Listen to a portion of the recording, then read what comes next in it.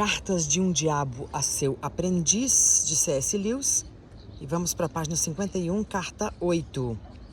Meu querido Vermelindo, então quer dizer que você nutre grandes esperanças de que a fase religiosa do seu paciente esteja definhando, não é? Eu sempre achei que a academia de treinamento havia chegado ao fundo do poço desde que empossaram o velho Remeleca como diretor. Mas agora tenho certeza. Será que ninguém nunca lhe contou sobre a lei da ondulação? Os seres humanos são anfíbios, em parte animais, em parte espíritos. A insistência do inimigo em produzir tal híbrido revoltante foi um dos fatores determinantes para o nosso pai retirar o seu apoio a ele. Como espíritos, eles pertencem à eternidade, mas como animais estão fadados à temporalidade. Isso significa que enquanto o seu espírito pode ser direcionado para um objeto eterno, seus corpos, suas paixões e suas imaginações estão em constante mudança, pois mudar significa estar inserido na temporalidade. Uau!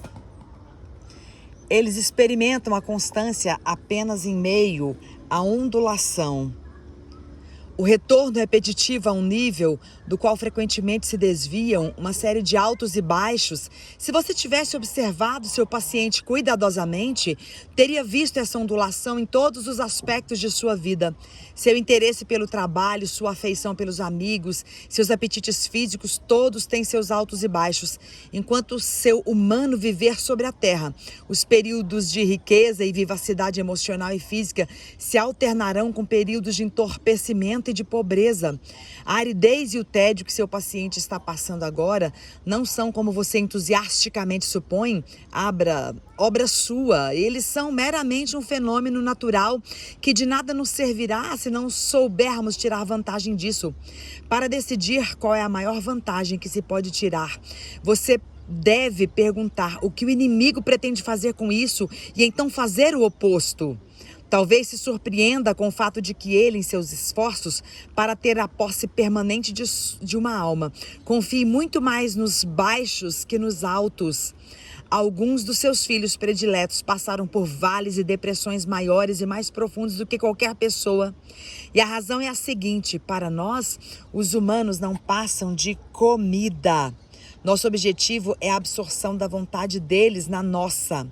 O aumento da nossa própria reserva de egoísmo à custa deles. Mas a obediência que o inimigo demanda dos seres humanos é algo bem diferente. Deve-se encarar o fato de que toda aquela conversa sobre o seu amor pelos homens e a liberdade perfeita que vem de se entregar, a dedicar-se a ela, não é mera propaganda, como se poderia de bom grado acreditar, e sim uma verdade aterrorizante.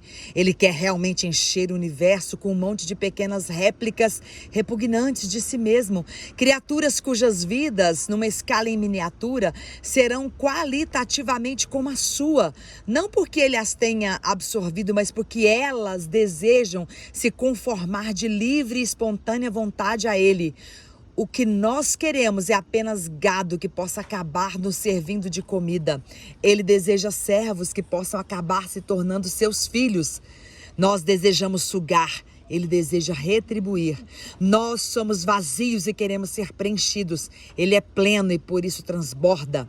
O objetivo de nossa guerra é um mundo em que o nosso Pai nas profundezas tem absorvido todos os outros seres em si. Já o inimigo deseja um mundo cheio de seres unidos a ele, mas que ainda assim continuem sendo distintos. E aí que entram os períodos de baixa. Você já deve ter se perguntado muitas vezes porque o inimigo não utiliza os seus poderes para estar sensivelmente presente nas almas humanas em qualquer nível, sempre que desejar.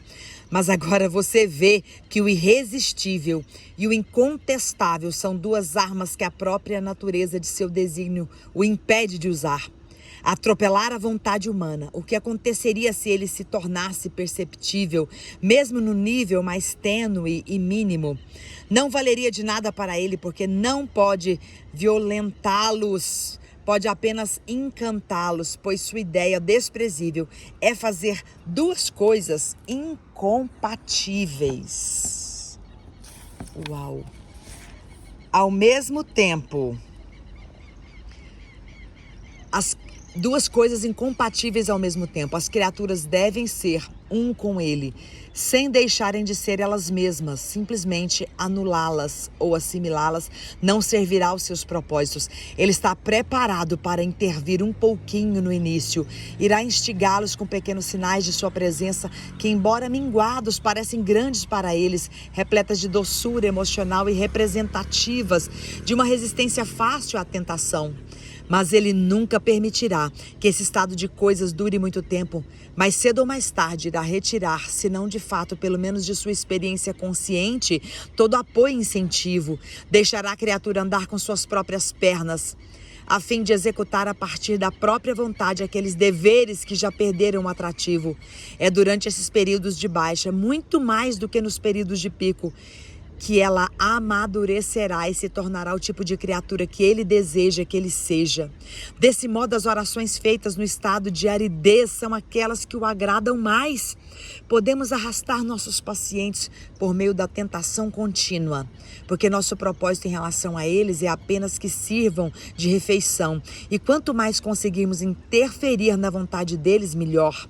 O inimigo não pode tentá-los para a virtude da mesma forma que tentamos para o vício. Ele quer que eles aprendam a andar sozinhos e deve, por isso, retirar a sua mão. E se o que quer restar for apenas a vontade de andar, ele ficará satisfeito até mesmo com seus tropeços. Não se iluda, Vermelindo, não haverá um perigo maior para a nossa causa do que quando um ser humano que não mais deseja, mais ainda assim, pretende fazer a vontade de nosso inimigo, olhar em redor para um universo do qual todo o traço dele parece ter desaparecido e perguntar-se por que foi abandonado e ainda obedece. Mas é claro que os períodos de baixa oferecem oportunidades também para o nosso lado. Na semana que vem vou lhe dar algumas dicas de como explorá-las. Com carinho, seu tio mal danado.